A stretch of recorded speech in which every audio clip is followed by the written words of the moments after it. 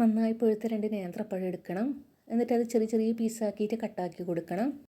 നിങ്ങൾ നേന്ത്രപ്പഴം കൂട്ടുന്നുണ്ടെങ്കിൽ അതിനനുസരിച്ച് തന്നെ എല്ലാ ഇൻഗ്രീഡിയൻസും കൂട്ടാൻ നോക്കണം. മൊത്തത്തിൽ ചെറിയ പീസാക്കിയിട്ട് കട്ടാക്കി കൊടുത്തിട്ടുണ്ട്. ഒരു തവ വെച്ച് കൊടുത്ത് അതിലേക്ക് 1/2 കപ്പ് റവ ഇട്ട് കൊടുക്കണം. ഞാൻ വറക്കാത്ത റവയാണ് ഇട്ട് കൊടുക്കുന്നത്. ഒന്ന് ചെറിയ രീതിയിൽ വറുത്തെടുത്താൽ മതി.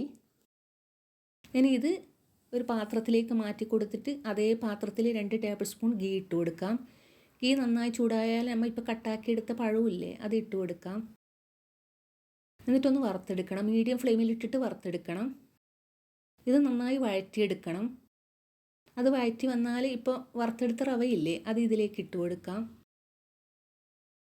എന്നിട്ടൊന്ന് വാട്ടിയെടുക്കാം. അരമുറി തേങ്ങ ചിരകിയത് കൂടി ഇതിലേക്ക് ഇട്ട് കൊടുക്കണം. 2 പഴത്തിൻ്റെ കണക്കാണിത്. എന്നിട്ട് നന്നായി ഒന്ന് വഴറ്റിയെടുക്കണം. എല്ലാം മീഡിയം ഫ്ലെയിമിൽ തന്നെ ആയിരിക്കണം, ലോ ഫ്ലെയിമിലൊന്നും വേണ്ട. അതിലേക്ക് 1/2 കപ്പ് പഞ്ചസാര ഇട്ട് കൊടുക്കുന്നുണ്ട്. പഞ്ചസാര നിങ്ങൾ നോക്കിയിട്ട് ഇട്ട് കൊടുത്താൽ മതി. 1 ടീസ്പൂൺ ഏലക്കായ പൊടിച്ചതും. എനിക്ക് ഈ 1/2 കപ്പ് പഞ്ചസാര കറക്റ്റായിരുന്നു. മൊത്തത്തിലങ്ങ് വഴറ്റിയിട്ട് ഓഫ് ചെയ്യാം.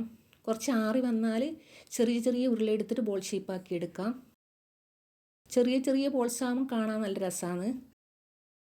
രണ്ടാമത്തത് കൂടി അങ്ങനെ ചെയ്തെടുക്കുന്നുണ്ട്. മൊത്തത്തിൽ അങ്ങനെ ചെയ്തെടുത്തിട്ടുണ്ട്. എണ്ണ നന്നായി തിളച്ചാൽ മീഡിയം ഫ്ലെയിമിലേക്ക് ആക്കണം. എന്നിട്ട് ഒരു 5-6 ഇട്ട് കൊടുത്തിട്ട് തിരിച്ചും മറിച്ചു വിട്ടിട്ട് ലൈറ്റ് ബ്രൗൺ നിറമായി നമുക്ക് എടുത്തു മാറ്റാം. നല്ല ടേസ്റ്റാണ് ഇത് കഴിക്കാൻ വേണ്ടിയിട്ട്. ഇഫ്താറിന് കുട്ടികൾക്കൊക്കെ നന്നായി ഇഷ്ടപ്പെടും.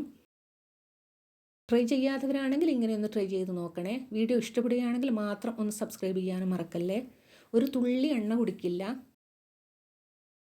മൊത്തത്തിൽ അങ്ങനെ വറുത്തെടുത്തിട്ടുണ്ട്. ഒരു അലങ്കാരത്തിന് വേണ്ടി മല്ലിയില ചെറിയ പീസാക്കിയിട്ട് കട്ടാക്കി കൊടുത്തിട്ടുണ്ട്. ഞാനിതിൻ്റെ ഉള്ളിൽ കാണിച്ചു തരാം.